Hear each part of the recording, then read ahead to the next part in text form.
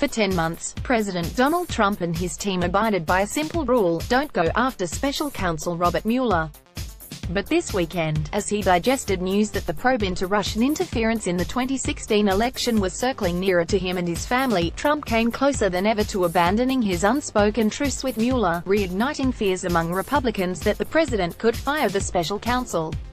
Story continued below. Cooped up in the White House without any public events on his schedule and cable news blaring, Trump unleashed a Twitter tirade that differed from past outbursts in one significant way: he mentioned Mueller directly. Before this weekend, Trump had only referenced Mueller by name once on Twitter, in a retweet. Now, it appears, Mueller is fair game. The Mueller probe should never have been started, in that there was no collusion and there was no crime. Trump tweeted Saturday night. On Sunday morning, he asked, why does the Mueller team have 13 hardened Democrats, some big crooked Hillary supporters, and 0 Republicans? Some members of the special counsel's team have donated to Democrats in the past, but it is false to claim that the entire team is made up of Democrats. Mueller himself is a Republican. By Sunday afternoon, Trump had left the confines of the White House to visit his golf course in Virginia. Until this weekend, Mueller was the rare figure in Trump's orbit that seemed off limits. The president and his aides have taken pains to avoid attacking Mueller, even as they repeatedly stressed that there was no collusion between Russia and the Trump campaign.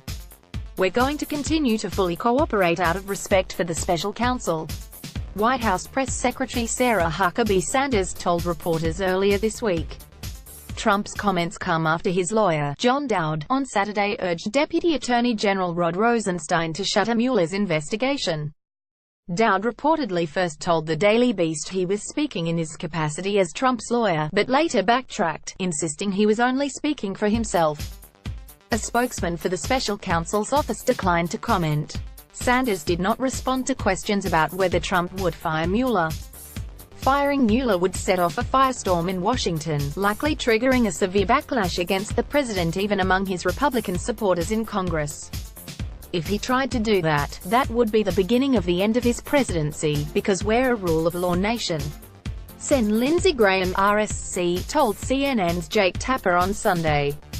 Meanwhile, Trump also suggested on Saturday that former FBI Deputy Director Andrew McCabe, who was fired on Friday, did not make memos of their conversations in person, and that such documents, if they do exist, could be fake. By signing up, you agree to receive email newsletters or alerts from Politico. You can unsubscribe at any time. Spent very little time with Andrew McCabe, but he never took notes when he was with me, the president wrote on Twitter.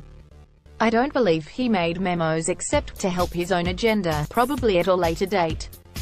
Same with lying James Comey. We called them fake memos. On Saturday, Politico reported that McCabe, like former FBI Director James Comey, felt the need to memorialize his conversations with the president before he was fired on Friday. The former top FBI official has also given the memos to special counsel Robert Mueller's team, as they continue to probe Russian interference in the 2016 presidential election. The president also continued his attacks on Comey, who is set to release a book soon. Wow. Watch Comey lie under oath to Senator G when asked, have you ever been an anonymous source? Or known someone else to be an anonymous source? He said strongly, never, no. He lied, as shown clearly on Fox and Friends, seizing on a point made in conservative media, including by Fox News host Jeanine Pirro. Trump claimed that Comey lied under oath during his testimony to Congress last June. The former director's testimony has received renewed attention over reports that McCabe, who was fired for unauthorized disclosure to the media, may have done so with Comey's knowledge or blessing. If Comey were to have authorized McCabe to speak to the media, it could contradict what the former director told Senator Chuck Grassley, Iowa, during his testimony. Director Comey, have you ever been an anonymous source in news reports about matters relating to the Trump investigation or the Clinton investigation? Grassley, the Senate Judiciary Committee chairman, asked last summer, according to a transcript of the hearing. Never, the Comey responded. The Iowa senator asked again. Question 2, relatively related, have you ever authorized someone else at the FBI to be an anonymous source in news reports about the Trump investigation or the Clinton investigation? No, Comey said.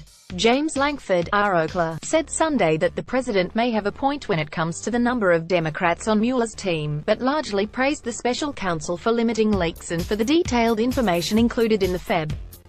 2016 indictment of 13 Russian nationals and other businesses for their alleged role in interfering with the election.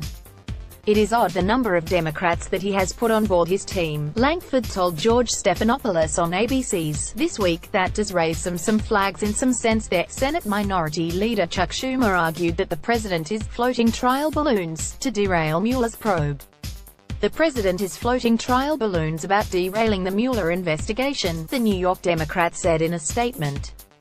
Our Republican colleagues, particularly the leadership, have an obligation to our country to stand up now and make it clear that firing Mueller is a red line for our democracy that cannot be crossed. Rep. Adam Schiff, speaking on ABC's This Week, said the idea of Mueller being fired was something that needed to be condemned before it could happen.